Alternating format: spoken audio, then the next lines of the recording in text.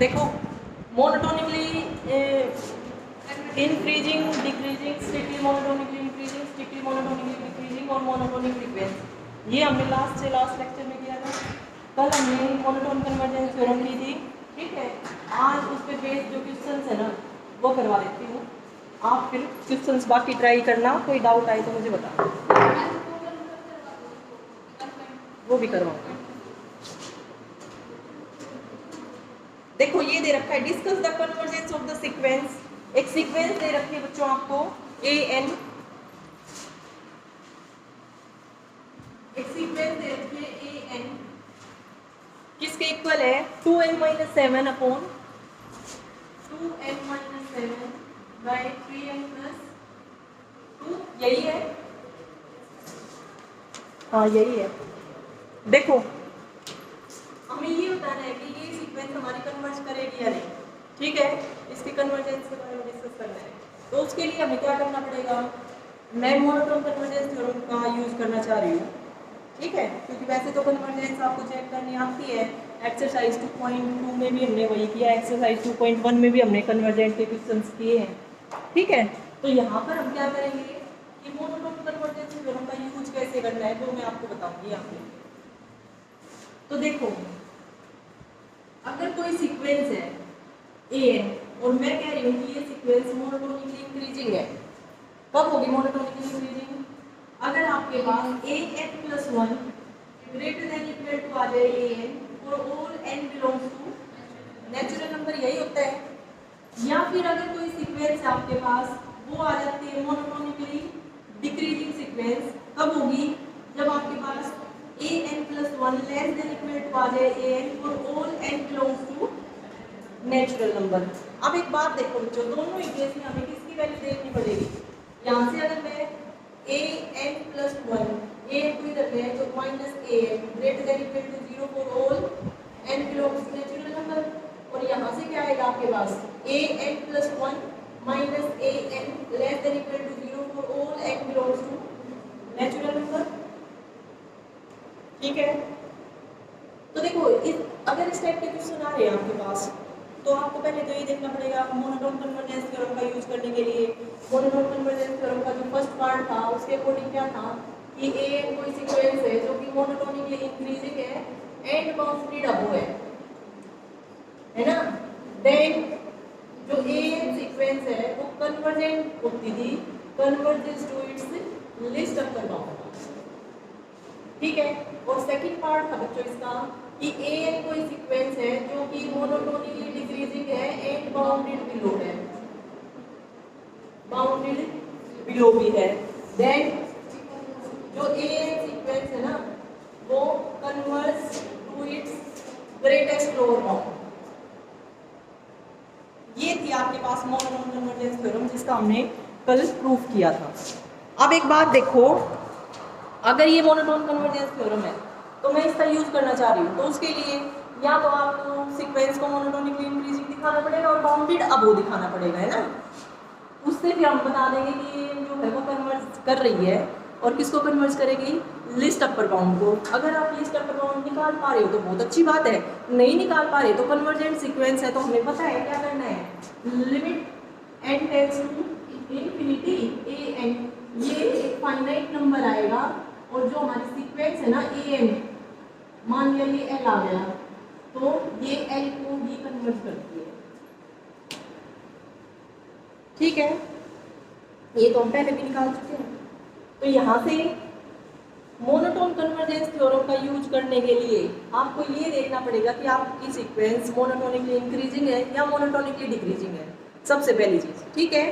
तो मोनोटोनिकली देखने के लिए मुझे क्या टर्म निकालनी पड़ेगी, an+1 -an, तो मैं यहाँ से सबसे पहले इसकी वैल्यू निकाल रही हूँ an+1 -an, किसके इक्वल आएगा, देखो an ये है तो an+1 में क्या हो जाएगा, n की जगह पे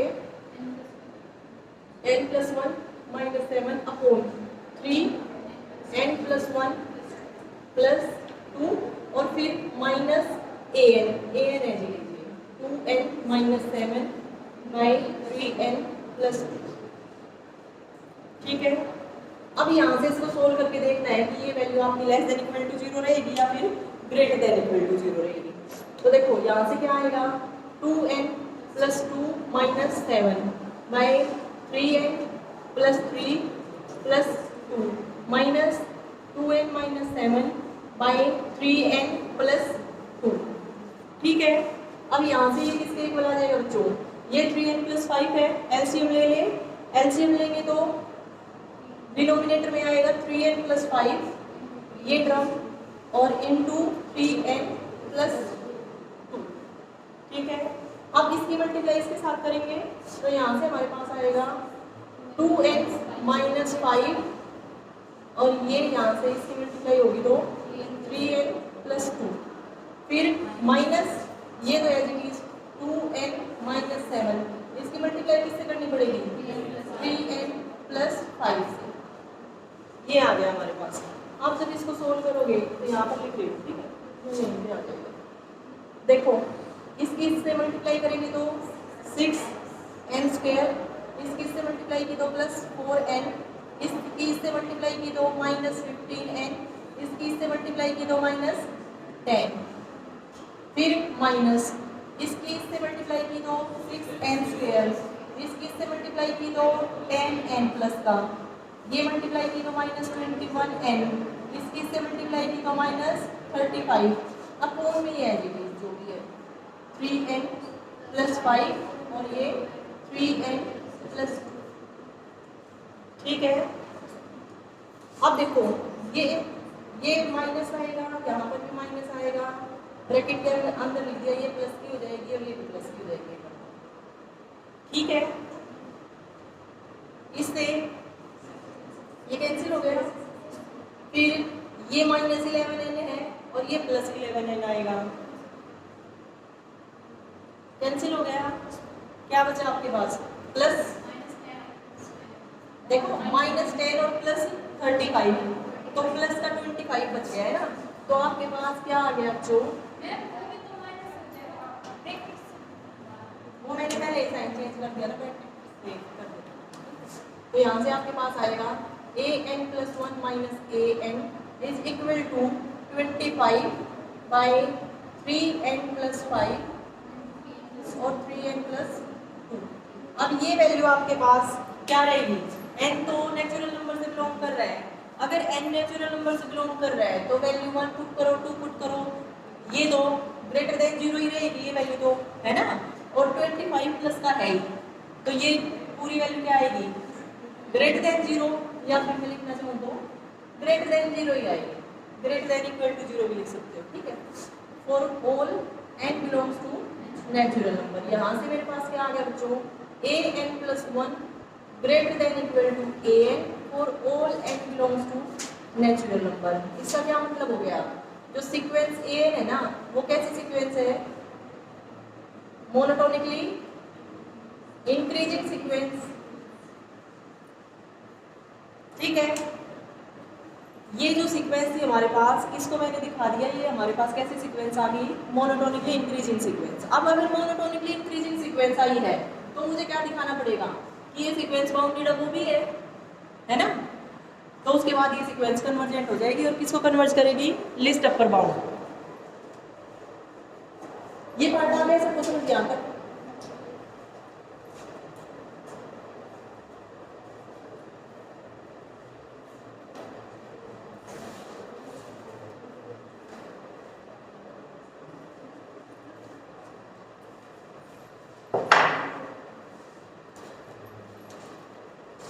अब देखो मुझे क्या दिखाना है बच्चों कि an सीक्वेंस हमारी कैसी सीक्वेंस हो जाएगी, बाउंडेड अब वो sequence.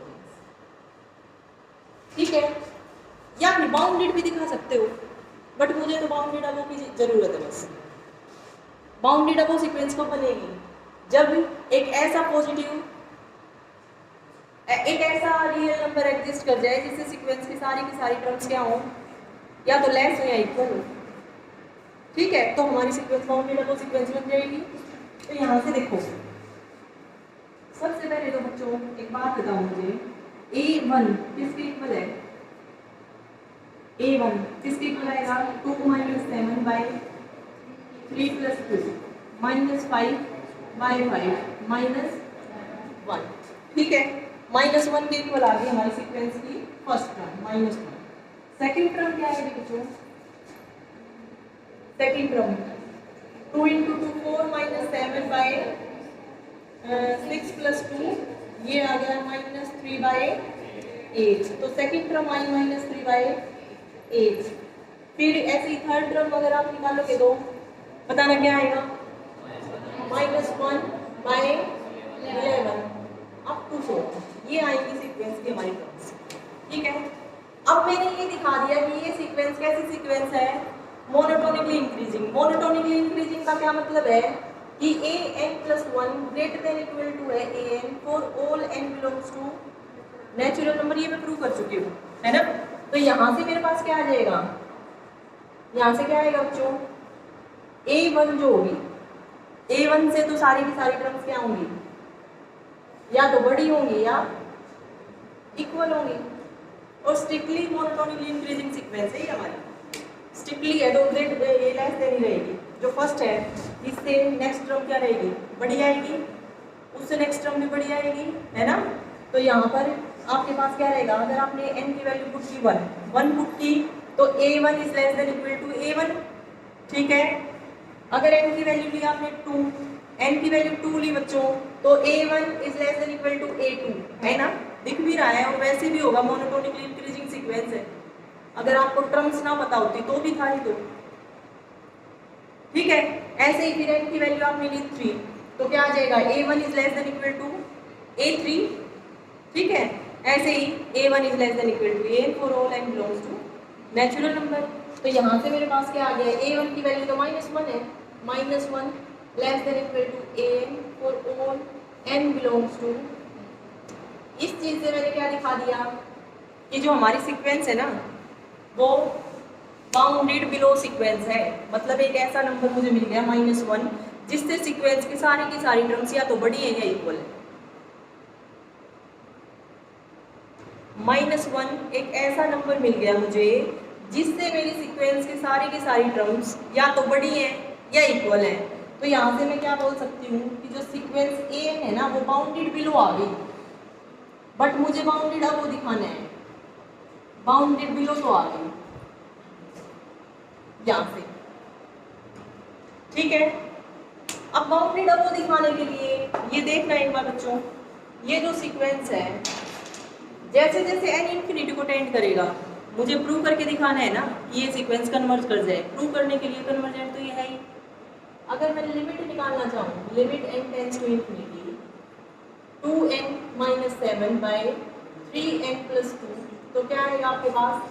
Limit n tends to infinity, infinity by infinity form बनेगी जो कि इंडिटरमिनेट फॉर्म होती है। तो यहाँ से हम क्या करेंगे? n कॉमन निकाल लिया मैंने तो 2 - 7/n और यहाँ से भी n कॉमन निकाला तो 3 + 2/n। n से n कैंसिल और जब आप यहाँ पर n टेंड्स टू इन्फिनिटी देखोगे तो ये जो है ये वैल्यू किसको टेंड कर जाएगी? 2 - 0/3 + 0 मतलब 2/3। और 2/3 तो एक फाइनाइट नंबर है ना? फाइनाइट नंबर है तो ये सीक्वेंस तो कन्वर्ज कर रही है 2/3 को। यही है, बट मुझे ये प्रूव करके दिखाना है तो उसके लिए आप क्या करोगे? 2/3 क्या है? 0.666 है ना? इस तरह से है ड्रम। जब आप डिवाइड करके देखोगे वैल्यू तो 0.67 वोल्ट है ना? ये नंबर है। तो 1 से तो छोटा ही है। और इस सीक्वेंस की जो सारी की सारी टर्म्स है ना रियल लाइन पे अगर मैं देखूं बताऊं आपको तो देखना, अगर आप रियल लाइन पे देखोगे बच्चों इसकी टर्म्स सारी की सारी तो किस तरह से आ रही है? ये मैंने -1 ले लिया और ये मैंने 1 ले लिया। ठीक है, -1 से तो सारी की सारी टर्म्स क्या है? इक्वल है या बड़ी है? फर्स्ट टर्म क्या है? -1। सेकेंड टर्म क्या है आपकी? -3/8 किसके इक्वल आएगा? 0.3 है ना? तो यहाँ से इधर यहाँ पे आएगा कहीं -3/8 फिर -1/11 0.09 यहाँ कहीं आएगा, यहाँ कहीं आएगा बच्चों -1/11, और सारी टर्म्स ये जो 2/3 है ना, 2/3 यहाँ कहीं होगा, 2/3 जो सीक्वेंस है ना हमारी वो इसको कन्वर्ट कर रही है इस नंबर को, मतलब सीक्वेंस की टर्म्स ये इस तरह से जाती जा रही है, मोनोटोनिकली इंक्रीजिंग है तो इसी तरह से जाएंगी टर्म्स सीक्वेंस की, और कन्वर्ज किसको कर रही है, जैसे जैसे n इंफिनिटी को अप्रोच कर रहा है सीक्वेंस की टर्म्स किसके नजदीक जाती जा रही है, 2/3 के, बट 2/3 नहीं होगा कभी भी, ठीक है। तो मुझे यहाँ से अलग से दिख रहा है कि 2/3 एक ऐसा नंबर है जिससे मेरी सारी की सारी टर्म्स क्या है, या तो लेस ही है, इक्वल भी नहीं होगा, है ना, सारी टर्म्स लेस है, बट मुझे तो प्रूव करके दिखाना है ना, ये तो मैंने वैसे देख लिया, आपको भी समझ आ गया, मुझे भी समझ आ गया, ठीक है, बट प्रूव करके दिखाना है, तो प्रूव करके दिखाने के लिए हम क्या करेंगे, देखो ये 2/3 है और ये 1 है, जब 2/3 से सारी टर्म्स लेस है तो 1 से तो लेस होंगी ही ना, आपको तो कोई भी एक नंबर ला के दिखाना है ऐसा, तो मैं यहाँ से क्या वैल्यू निकालूंगी बच्चों, an-1 मैं निकाल के, और मैं ये दिखा दूंगी कि an less than equal to 1 for all n belongs to natural number, तो हमारी सीक्वेंस बाउंडेड सीक्वेंस बन जाएगी। देखो एक ऐसा नंबर मुझे मिल गया 1 जिससे सीक्वेंस की सारी टर्म्स या तो लेस है या इक्वल है, तो इसका मतलब सीक्वेंस बाउंडेड अबो बन गई, बाउंडेड अबो सीक्वेंस हो गई ना, तो बाउंडेड अबो सीक्वेंस दिखाने के लिए अगर मैं ये प्रूव करके दिखा दूं तो बाउंडेड अबो सीक्वेंस आ गई, तो इसके लिए मुझे क्या दिखाना पड़ेगा, ये दिखाने के लिए मैं क्या दिखाऊंगी बच्चों, an-1 less than equal to 0 for all n belongs to natural number, मतलब इसके लिए मुझे किसकी वैल्यू चाहिए, an-1 की, जब मैं an-1 की वैल्यू निकालूंगी वो लेस देन इक्वल टू 0 आ जाएगी, और वहां से मैं बोल दूंगी an is less than equal to 1 for all n belongs to natural number, और वहां से हमारी सीक्वेंस कैसी बन जाएगी, बाउंडेड अबो सीक्वेंस, ठीक है, पता चला क्यों कर रहे हैं हम ऐसे, तो यहाँ से देखो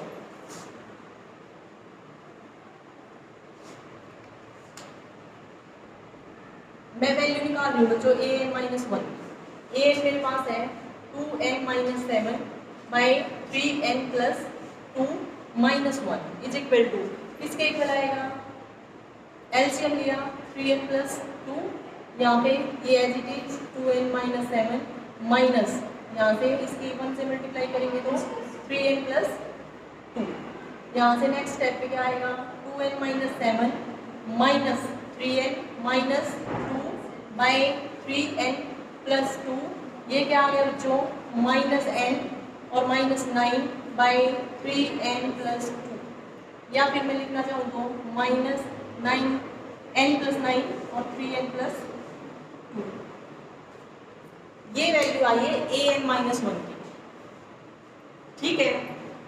अब एक बात बताओ, n तो नेचुरल नंबर में बिलोंग कर रहा है, तो अगर आप n की वैल्यू पुट करोगे 1 तो भी ये नंबर क्या रहेगा, ग्रेटर देन 0, n की वैल्यू पुट करोगे 2 तो भी ये नंबर क्या रहेगा, ग्रेटर देन 0, और साथ में नेगेटिव साइन है, बाहर नेगेटिव है तो ये पूरा का पूरा an-1 तो लेस देन 0 बनेगा ना, समझ गए, ये जो वैल्यू आई है ये तो ग्रेटर देन 0 रहेगी for all n belongs to natural number, और अगर मैं इस कंप्लीट की बात करूँ, इस कंप्लीट की, ये क्या रहेगी, less than 0 for all n belongs to natural number, समझ आ गया बच्चों, तो यहाँ से हम क्या लिखेंगे, an-1 less than equal to 0 for all n belongs to natural number, देखो लेस देन भी लिख सकते हो आप, लेस देन नहीं आएगा, पर लेस देन इक्वल टू लगाते हो तो वो भी गलत नहीं है, ठीक है, an less than 1 for all n belongs to natural number, यहाँ से मेरे पास क्या आ गया कि सीक्वेंस की सारी टर्म्स 1 से लेस है, 1 से लेस है तो सीक्वेंस कैसी हो गई, bounded above sequence, this implies जो ये सीक्वेंस है मेरे पास, ये कैसी सीक्वेंस हो गई, बाउंडेड अबो सीक्वेंस, अब बाउंडेड बिलो मैं पहले दिखा चुकी हूँ, बाउंडेड अबो अब आ गई, तो सीक्वेंस बाउंडेड हो गई हमारी, है ना, और सीक्वेंस की सारी टर्म्स लाई किसके बीच में कर गई, -1 और 1 के बीच में, यहाँ से मैं क्या लिख सकती हूँ कि जो an किस के बीच में लाई कर गया बच्चों, for all n belongs to natural number.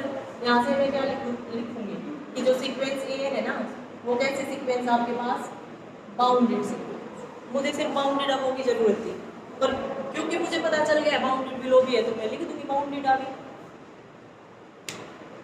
Clear यहाँ तक। अब मोनोटोनिकली इंक्रीजिंग भी दिखा चुकी हूँ और बाउंडेड अबोव भी दिखा चुकी हूँ। तो मोनोटोन कन्वर्जेंस थ्योरम के अकॉर्डिंग अगर कोई सीक्वेंस आपके पास monotonically increasing and bounded above sequence है तो वो तो कन्वर्जेंट सीक्वेंस होती है। तो यहाँ से ये कन्वर्ज करेगी किसको, अपने लिस्ट अपर बाउंड को, है ना। तो कन्वर्ज करेगी तो किस तरह से निकालेंगे आपको, लिमिट कन्वर्ज तो कर गई बाई मोनोटोन कन्वर्जेंस थ्योरम। अब क्या निकाल लो, limit n tends to infinity 2n - 7 by 3n + 2। ये वैल्यू मैंने अभी आपको निकाल के बताई थी, सिमिलरली ऐसे निकालनी है। 2/3 आ गया, 2/3 एक फाइनाइट नंबर है। इसका मतलब क्या हो गया कि जो हमारी सीक्वेंस थी ना कौन सी 2n - 7 बाई 3n + 2, ये जो सीक्वेंस है ना बच्चों ये कन्वर्ज कर रही है किसको, 2/3। आ गया समझ किस तरह से करना है, एक बार फिर से बता देती हूँ, एक बार फिर से रिपीट कर देती हूँ। इस तरह का कोई भी क्वेश्चन आता है ना आपके पास और ये आ जाए कि मोनोटोन कन्वर्जेंस थ्योरम से इसको प्रूव करके दिखाओ कि ये कन्वर्ज कर रही है, तो आपको क्या करना है, सबसे पहले तो ये देखना है कि n + 1 - an ये लेस देन इक्वल टू 0 है या फिर ग्रेटर देन इक्वल टू 0 है, for all n belongs to natural. ठीक है, अगर आ गया ये तो हम क्या दिखाएंगे, यहाँ से मेरे पास आ गया कि जो ये सीक्वेंस है ना वो कैसी आई बच्चों, मोनोटोनिकली डिक्रीजिंग सीक्वेंस। अगर मोनोटोनिकली डिक्रीजिंग सीक्वेंस आई है तो मोनोटोनिकली डिक्रीजिंग सीक्वेंस तो मोनोटोन कन्वर्जेंस थ्योरम का सेकंड पार्ट था ना, मोनोटोनिकली डिक्रीजिंग, और साथ में अगर आ जाए बाउंडेड बिलो सीक्वेंस तो हम बोल देंगे सीक्वेंस हमारी कन्वर्ज कर रही है अपने ग्रेटेस्ट लोअर बाउंड। ठीक है, अगर मोनोटोनिकली डिक्रीजिंग सीक्वेंस आ गई तो आपको सिर्फ नेक्स्ट स्टेप पे क्या करके दिखाना है बच्चों, फर्स्ट पार्ट में ये निकाल लो, ये अलग से बता दूंगी, फिर सेकंड पार्ट में क्या निकालो इस पे कि जो an सीक्वेंस है ना हमारी वो greater than equal to k बोल रही है for all n belongs to natural.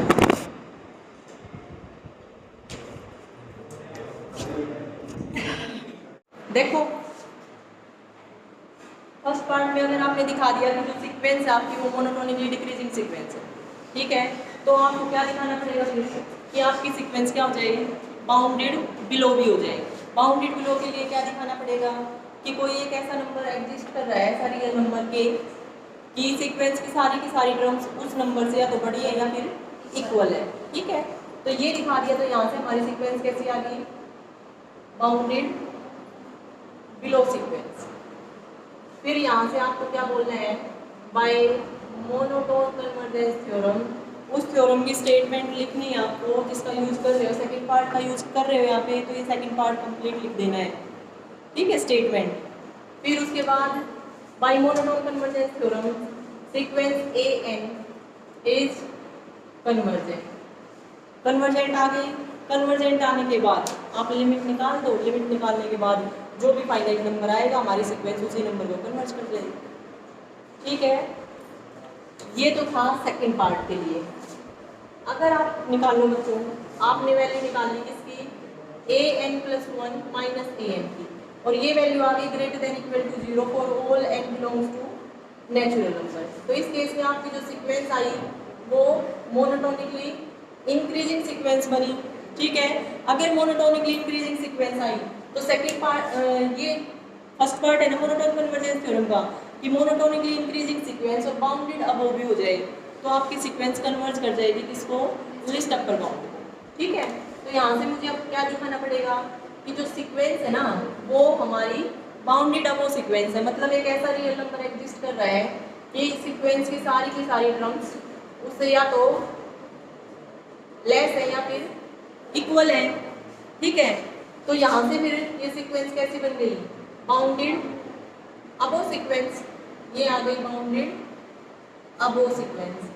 फिर नेक्स्ट स्टेप पे आपको बोल देना है बाय मोनोटोन कन्वर्जेंस थ्योरम, इसका ये जो स्टेटमेंट है जो आपने यूज किए फर्स्ट, ये कंप्लीट लिखनी है और यहाँ से आपके पास आ जाएगा this implies sequence a n h convergent, और फिर क्या करोगे, लिमिट लगा के देख लो, जो फाइनाइट नंबर आएगा सीक्वेंस हमारी उसी नंबर को कन्वर्ट कर सकते। ठीक है, इस तरह से आपको मोनोटोन कन्वर्जेंस थ्योरम के क्वेश्चंस ट्राई करते हैं। ये तो ये एक टाइप के क्वेश्चंस थे ये, ठीक है, ये थे बच्चों एक टाइप के questions.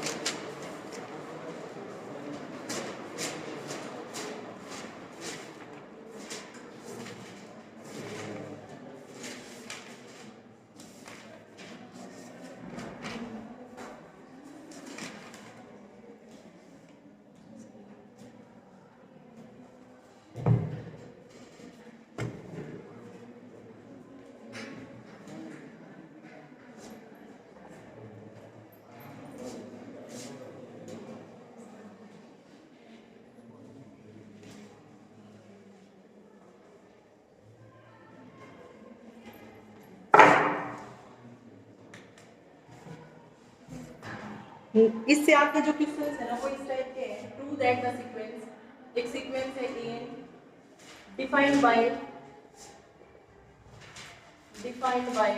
a1 is equal to 1 and an क्या दिया बच्चों, an is equal to 2 plus an minus 1 under root convergence to, ये हमें दिखाना है, प्रूव करके दिखाना है। क्या प्रूव करना है कि जो सीक्वेंस ए है ना वो किसको कन्वर्ज कर रही है, converges to positive root of the equation, positive root of the equation. Equation क्या है बच्चों, x square minus x minus 2 is equal to. Second इस टाइप के क्वेश्चंस आएंगे आपके पास।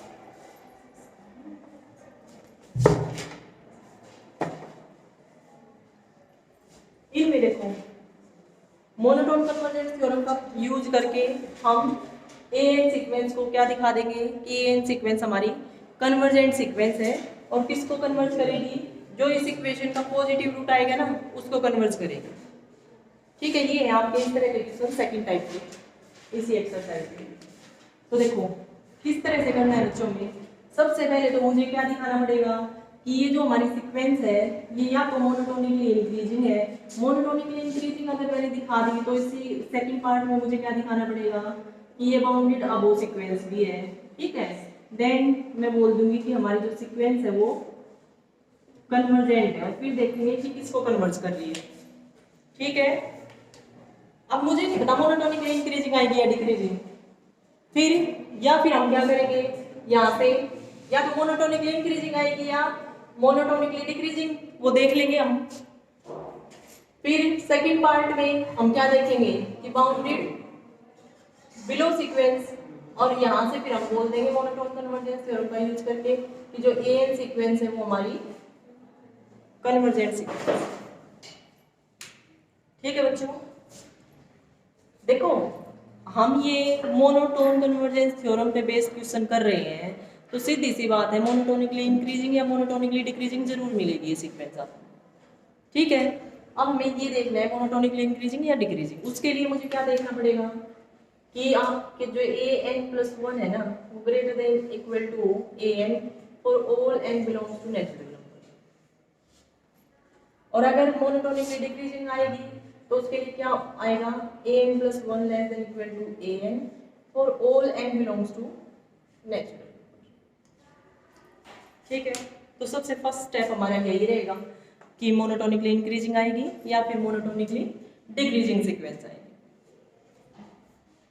अब देखो जो हमारी फर्स्ट सीक्वेंस की फर्स्ट टर्म है बच्चों वो क्या है, सीक्वेंस की फर्स्ट टर्म 1, सीक्वेंस की सेकंड टर्म क्या है a2 is equal to √2 plus an-1, मतलब a1 बनेगा ना, तो a1 की वैल्यू तो 1 है, यहाँ से क्या आ जाएगा, तो ये आ गया हमारा सेकंड टर्म सीक्वेंस की।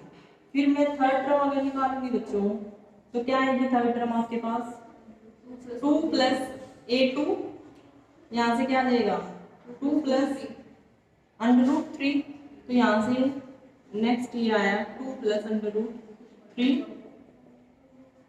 इस तरह की सीक्वेंस आ रही है आपके पास, ठीक है। अब देखो पीछे तो हमने क्या किया an+1 माइनस an की वैल्यू निकाल ली डायरेक्ट, यहाँ से वो निकालना थोड़ा सा मुश्किल रहेगा क्योंकि अंडर रूट आएगा और फिर आप सब्ट्रैक्ट कैसे करोगे, है ना। जैसे an+1 निकाला मैंने तो क्या आ जाएगा √2 प्लस an, फिर माइनस an की वैल्यू पुट करोगे तो √2 प्लस an-1, तो कैसे सब्ट्रैक्ट करोगे, कैसे पता चलेगा कि ये ग्रेटर देन इक्वल टू 0 आएगा या फिर लेस देन इक्वल टू 0 आएगा। तो इसके लिए हम क्या करेंगे, ये देख लेंगे कि सीक्वेंस जो है हमारी मैथमेटिकल, जो प्रिंसिपल ऑफ मैथमेटिकल इंडक्शन होता है ना, उसका यूज करेंगे जो आप 11th-12th में पढ़ के आए। उसके अकॉर्डिंग क्या होता है, मैं प्रूव कर दूंगी A1 या तो लेस देन है A2 से या फिर A1 ग्रेटर देन है A2 से, दो ही चीज होगी आपके पास। देख लेते हैं हम क्या है। A1 है आपका 1 और A2 है बच्चों √3 जो की वैल्यू होती है 1.73 समथिंग, ठीक है। तो ये तो यही है और ये कौन सी टर्म है A1 जो कि √3, A1 क्या आ गया आपके पास लेस देन A2 या फिर लेस देन इक्वल टू भी बोल सकते हो। अब A1 लेस देन आ गया, less than equal to A2, तो प्रिंसिपल ऑफ मैथमेटिकल इंडक्शन का यूज करना चाह रहे हैं तो उसके लिए हम मान के चलते हैं कि ये जो है ना ये ट्रू है। किसके लिए, मैं मान के चलूंगी कि an-1 लेस देन है an, ये मैं मान के चली हूँ, ठीक है। और अब क्या प्रूव करके दिखा देंगे, इससे जो नेक्स्ट आएगा ना उसके लिए, मतलब अगर n के लिए ये चीज होल्ड हो रही है तो n+1 के लिए इससे जो नेक्स्ट आएगा नंबर पॉजिटिव इंटीजर उसके लिए मैं ये प्रूव करके दिखा दूंगी तो हमारा प्रूव हो जाएगा। यही होता है प्रिंसिपल ऑफ मैथमेटिकल इंडक्शन। तो यहाँ से मुझे क्या प्रूव करके दिखाना है, क्या प्रूव करके दिखाना है बच्चों, an is less than an+1, ये प्रूव करके दिखाना है इसके हेल्प से और इसके हेल्प से, ठीक है। ये मान के चलिए बच्चों में क्या an-1 is less then an। अब एक बात बताओ, प्रूव क्या करना है, an लेस देन आ जाए an+1 से, इसके लिए मुझे क्या प्रूव करना पड़ेगा, an की वैल्यू पुट करना पड़ेगा 2 plus an-1 under root less than 2 plus an under root, यहाँ से बेटा, ठीक है। अगर मैं स्क्वायर करूं बोथ साइड्स तो क्या आ जाएगा आपके पास,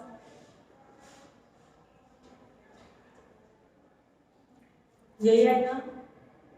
यहां से नेक्स्ट में देखो इसकी हेल्प से मैं ये लिख सकती हूँ, इसकी हेल्प से मैं ये लिख सकती हूँ, इसकी हेल्प से ये आ गया, यही तो प्रूव करना था। यहाँ से क्या करें हम 2 प्लस 2 ऐड कर दिया इस इनइक्वालिटी में बोथ साइड्स, 2 प्लस a कर सकती हूँ,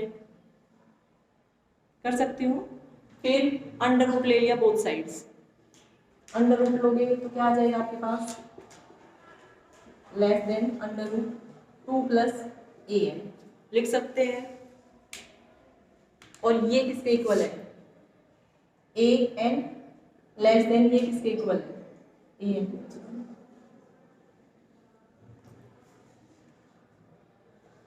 ठीक है। तो by principle of mathematical induction हम क्या बोल देंगे कि लिख दे रहे हैं यहाँ पर by principle of mathematical induction हमारे पास क्या आ गया an is less than an+1 for all n belongs to natural number. इसका मतलब सीक्वेंस कैसी होगी आपके पास,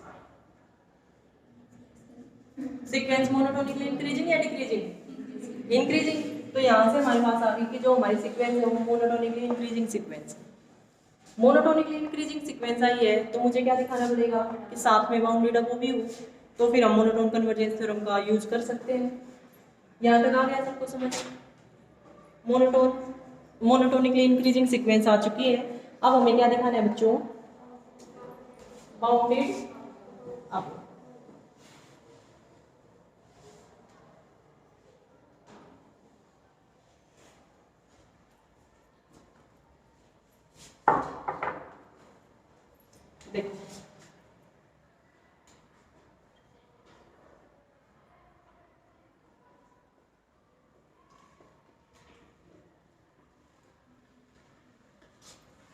एन जो है वो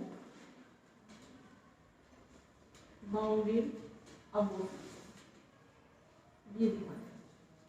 ये दिखाने के लिए क्या प्रूव करके दिखाना पड़ेगा मुझे कि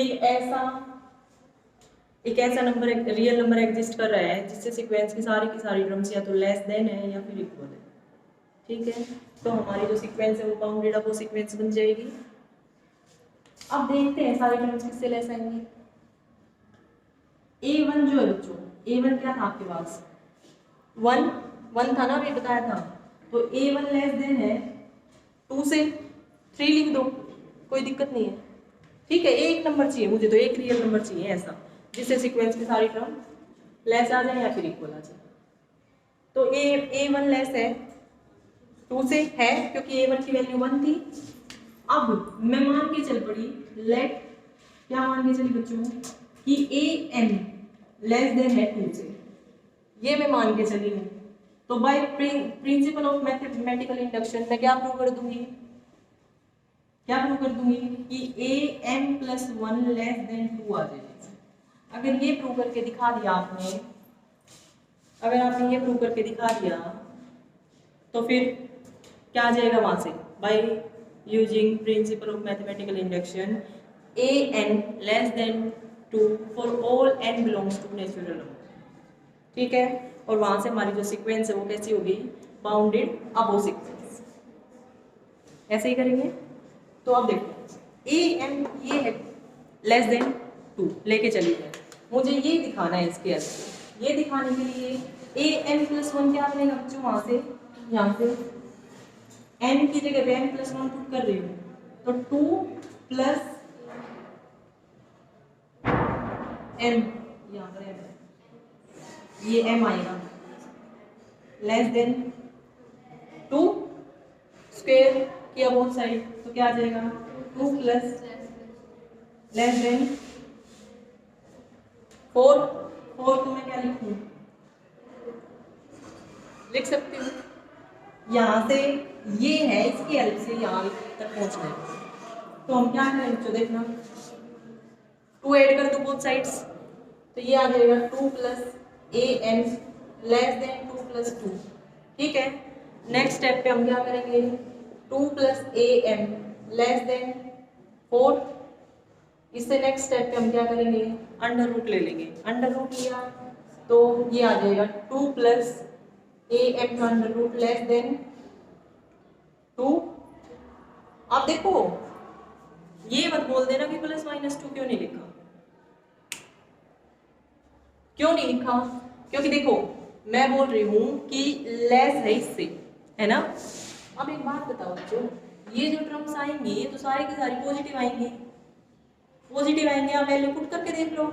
A1 की वैल्यू 1 है, A2 की वैल्यू अंडर रूट 3 है तो पॉजिटिव नंबर ही। फिर A3 की वैल्यू क्या है, 2 प्लस अंडर रूट 3 का अंडर रूट, वो वैल्यू भी तो पॉजिटिव ही आएगी आपकी। मोनोटोनिकली इंक्रीजिंग सीक्वेंस में पहले दिखा चुकी हूँ, मोनोटोनिकली इंक्रीजिंग सीक्वेंस दिखा चुकी हूँ। तो फर्स्ट टर्म 1 है तो बाकी टर्म्स या तो 1 होंगी या 1 से बड़ी होंगी। 1 से बड़ा नंबर नेगेटिव तो नहीं हो सकता ना, पॉजिटिव नंबर आएंगे सारे, ये भी पॉजिटिव, इस तरह से। तो यहाँ पर जो ये है ये सीक्वेंस की तो टर्म है, कौन सी टर्म है, AM+1, यही टर्म है ना सीक्वेंस की। तो ये भी तो पॉजिटिव है तो ये -2 से लेस हो ही नहीं सकती ना। तो यहाँ से 2 ले लिया हमने, और फिर इससे नेक्स्ट स्टेप पे हम क्या लिखेंगे, ये तो कौन सी टर्म है, AM+1 लेस देन आ जाए 2। मतलब देखो 1 के लिए भी होल्ड हो रही है, m के लिए मैं मान के चली और M+1 के लिए मैंने प्रूव कर दिया। तो इसका मतलब by using principle of mathematical induction, यहाँ से हम क्या लिखेंगे, AN less than 2 for all n belongs to natural number. और यहाँ से हमारी सीक्वेंस क्या आ गई बच्चों, बाउंडेड अबोव सीक्वेंस आ गई ना। अब मोनोटोनिकली इंक्रीजिंग हम पहले दिखा चुके हैं और बाउंडेड अब वो यहाँ से आ गई। तो मोनोटोन कन्वर्जेंस थ्योरम के फर्स्ट पार्ट के अकॉर्डिंग जो हमारी सीक्वेंस है वो कैसे सीक्वेंस हो गई, कन्वर्जेंट सीक्वेंस। ठीक है, यहाँ तक आ गया ना सबको समझ, हमारी सीक्वेंस कन्वर्जेंट आ गई। अब मुझे ये दिखाना है कि वो कन्वर्ज किसको करेगी, जो ये इक्वेशन आएगी ना और इसका जो पॉजिटिव रूट आएगा उसको कन्वर्ज करेगी।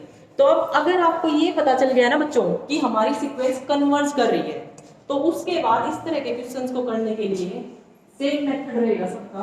देखो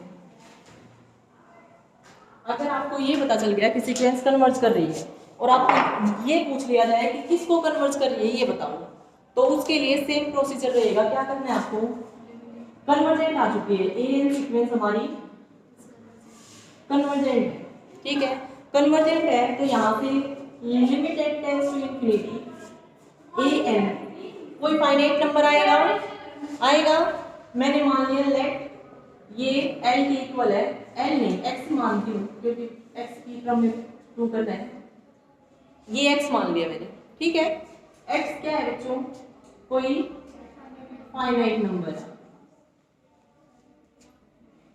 अब एक बात बताओ, इस चीज से आप क्या समझते हो, जैसे जैसे एन इंफिनिटी को अप्रोच कर रहा है वैसे वैसे जो nth टर्म है ना सीक्वेंस की वो x को अप्रोच कर रही है।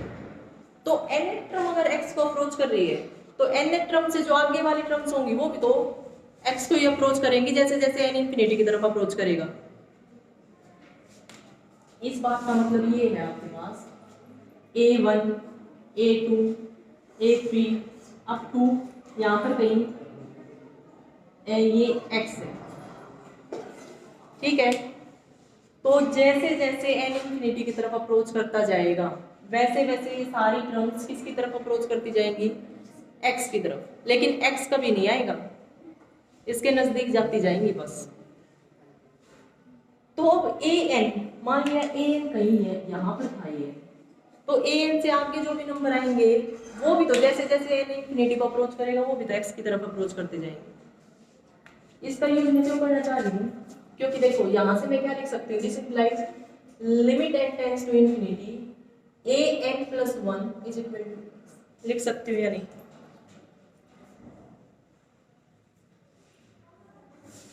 बताओ समझ आ गया क्यों लिखा है, समझ आ गया बच्चों। यहां से देखो अब क्या प्रूव करना है आपको, a n प्लस 1, अगर ये क्रम लिखूं मैं वहां से तो क्या आएगा 2 प्लस a n अंडर, यही है a n प्लस 1, स्क्वायर ले लिया बोथ साइड्स, तो इसका square is equal to 2 plus a n, ठीक है। अब हम क्या करेंगे, लिमिट लगाऊंगी मैं n टेंड्स टू इंफिनिटी। अगर आप लिमिट लगाओगे बच्चों तो limit n tends to infinity a n plus 1 का square is equal to limit n tends to infinity 2 plus a n। यहाँ से हमारे पास क्या आएगा, x square is equal to यहाँ से 2 प्लस x, ठीक है। यहाँ से नेक्स्ट स्टेप पे क्या आ जाएगा, x square minus x minus 2 is equal to 0। जो अब हमारी सीक्वेंस होगी ना बच्चों वो किसको कन्वर्ट करेगी, यहाँ से x को कन्वर्ट कर रही थी ना, मैं यही मान के चली हूँ ना कि x को कन्वर्ट कर रही है। यहाँ से मेरे पास ये आ गया, तो ये जो इक्वेशन है यहाँ से x की 2 वैल्यूज निकलेंगी आपके पास, है ना, क्योंकि क्वाड्रेटिक इक्वेशन है और क्वाड्रेटिक इक्वेशन के 2 रूट होते हैं। तो यहाँ से जो भी वैल्यू आएगी आपकी निकाल भी लो, चाहे निकालना चाहो तो x square minus 2x plus x minus 2 is equal to 0। यहाँ से क्या आ जाएगा, x minus 2 plus 1 x minus 2 is equal to 0। तो जो आपकी x की वैल्यू आई बच्चों वो या तो 2 और माइनस, ठीक है। अब जो हमारी सीक्वेंस है वो कैसी सीक्वेंस है, पॉजिटिव टर्म सीक्वेंस है। सीक्वेंस की फर्स्ट टर्म है 1 और मोनोटोनिकली इंक्रीजिंग है, सेकंड टर्म है √3, थर्ड टर्म है 2 प्लस √3 का अंडर रूट, है ना। इसी तरह से पॉजिटिव टर्म सीक्वेंस है, तो पॉजिटिव टर्म सीक्वेंस और मैं कह रही हूँ वो कन्वर्जेंट है और साथ में मोनोटोनिकली इंक्रीजिंग भी है, तो इसका मतलब सीक्वेंस किसको कन्वर्ट, क्या वो -1 को कन्वर्ट कर सकती है, नहीं कर सकती, क्योंकि सीक्वेंस की जो फर्स्ट टर्म है ना, फर्स्ट टर्म ही 1 है, बाकी टर्म तो उससे इधर है, तो 1 से इधर वाले नंबर को तो कन्वर्ट कर ही नहीं सकती ना बच्चों। किसको कन्वर्ट करेगी? एक ही ऑप्शन बचा। और 2 क्या है इस इक्वेशन का? Positive root. यही आपको प्रूव करके दिखाना था कि जो हमारी सीक्वेंस है वो किसको कन्वर्ट करेगी? Positive root of the equation x square minus x minus 2 is equal to. तो इस तरह से आपको प्रूव करके दिखाना है। बस इसमें जो समझने की बात थी ना वो सिर्फ एक थी कि कन्वर्जेंट तो आ गई है, कन्वर्जेंट आई है तो लिमिट का आंसर कोई फाइनाइट नंबर आएगा, वो मैंने मान लिया x।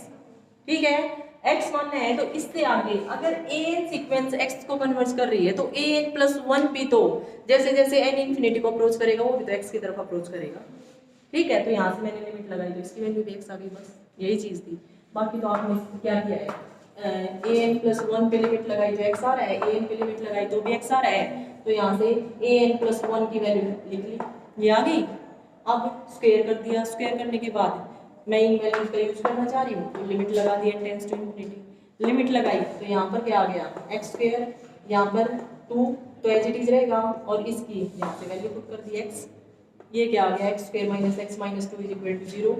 इसके दो रूट आए, एक तो 2 और एक -1, क्योंकि हमारी सीक्वेंस पॉजिटिव टर्म सीक्वेंस है, मोनोटोनिकली इंक्रीजिंग है और कन्वर्जेंट भी है, तो ये -1 को तो कन्वर्ट कर ही नहीं सकती। एक ही पॉसिबिलिटी बची, किसको कन्वर्ट करेगी? 2 को, और 2 क्या है आपके पास इस इक्वेशन का? पॉजिटिव। यही आपको प्रूव कर लोगे। इस पे बेस्ड क्वेश्चन ट्राई करना, डाउट आए तो बता देना।